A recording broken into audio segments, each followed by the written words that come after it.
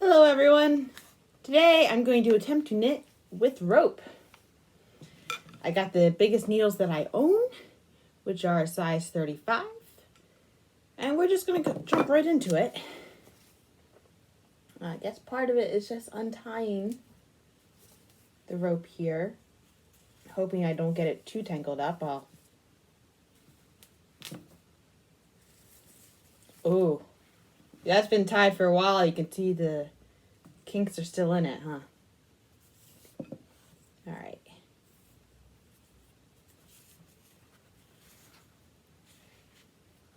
We're going to do the same thing I normally do, which is like 5 stitches, 3 rows, see how it looks.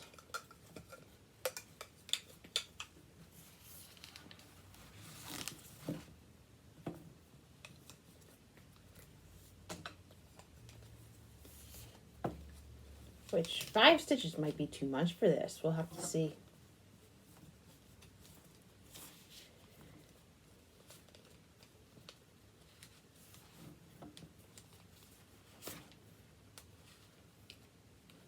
I mean, there's a lot of resistance that's coming from the rope. But it's willing to bend. Ooh, that got tangled. Ah! Oh.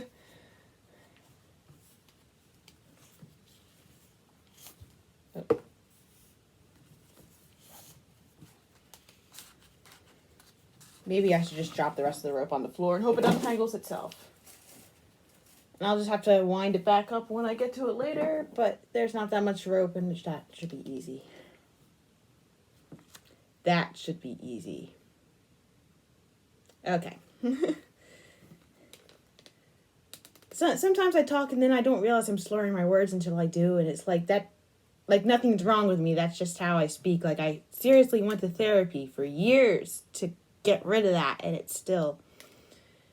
And I'm the person they use to give information to people. Anyway. It's a good thing we stopped at 5 because that wasn't going to handle much farther. We're just going to make sure it doesn't slide off like that. You may be wondering, why do I have rope? And was this the purpose I had for the rope when I bought it? I do not buy rope specifically just to knit with it. I actually bought it back in my Boy Scouting days.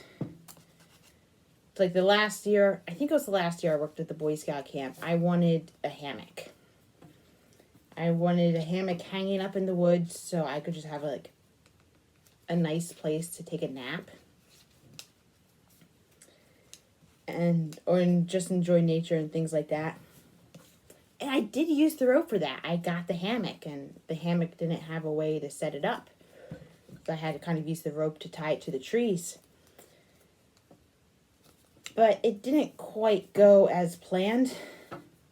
Because, I mean, the one thing that I didn't realize about being out in the summertime, that I should have realized being out in the summertime, is that when you are the only human in the middle of the woods, you are a bug magnet. And the mosquitoes had found me and had bitten. Like, I was bitten at the end of the one time I took a nap. I also remember waking up, oh, this is not wanting to bend. Will it bend? Thank you. There you go. Give me the slack rope. Cut me some slack. There you go. The other way that it didn't turn out as expected was after like hanging out there for a while, like someone else found it, and I mean, so like you're in a camp full of teenage boys or young adult boys, mischief is going to happen. And one person decided to burn holes in my hammock with a lit cigarette. So there's like a bunch of cigarette holes, and it's like, ugh, how rude. This is why we can't have nice things.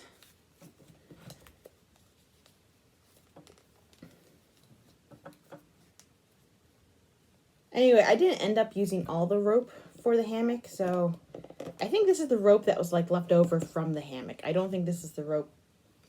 I don't think this was the part of the rope that actually like held up my hammock. Okay, it's getting a little bit hard to stay on the needles.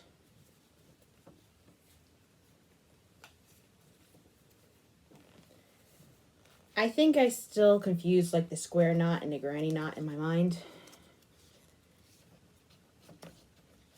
The knot I actually needed to know how to do was the taunt line hitch, which was how we could like hang up tents and make it adjustable so you could get to the perfect tautness.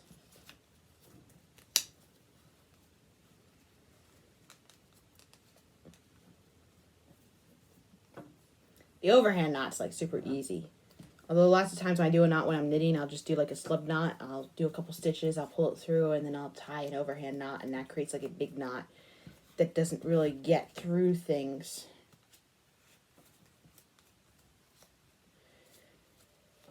Because the problem with knitting is that when you got like a bunch of knots, well, when you got like a knot, and you just keep it like a normal size knot that's not outrageously big, it's just going to slide through the knitting. Anyway, a lot of my knots when I'm crafting are highly improvised. I've just started weaving in ends when I knit now, because that actually looks so much smoother. It kind of drives me crazy when I've got a knot in the back of a finished work. I also enjoyed making Turkish knots when I was in scouting too, because they made nice neckerchief slides. I was not quite expecting this. So the cast, I've made 3 rows at this point. The cast on end is like curling up. The yarn is bending. It's not wanting to curl down. I mean, it actually looks better from the back.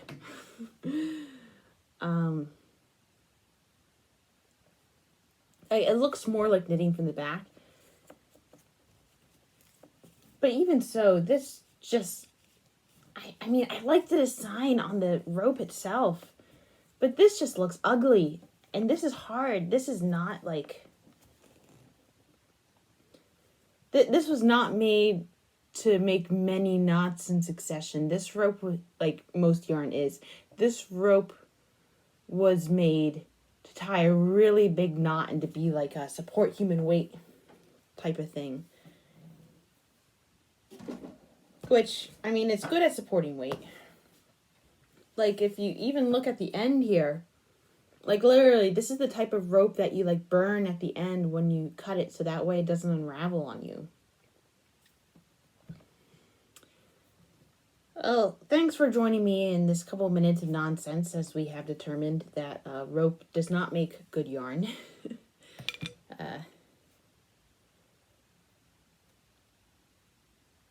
I hope you were entertained today. Have a nice day.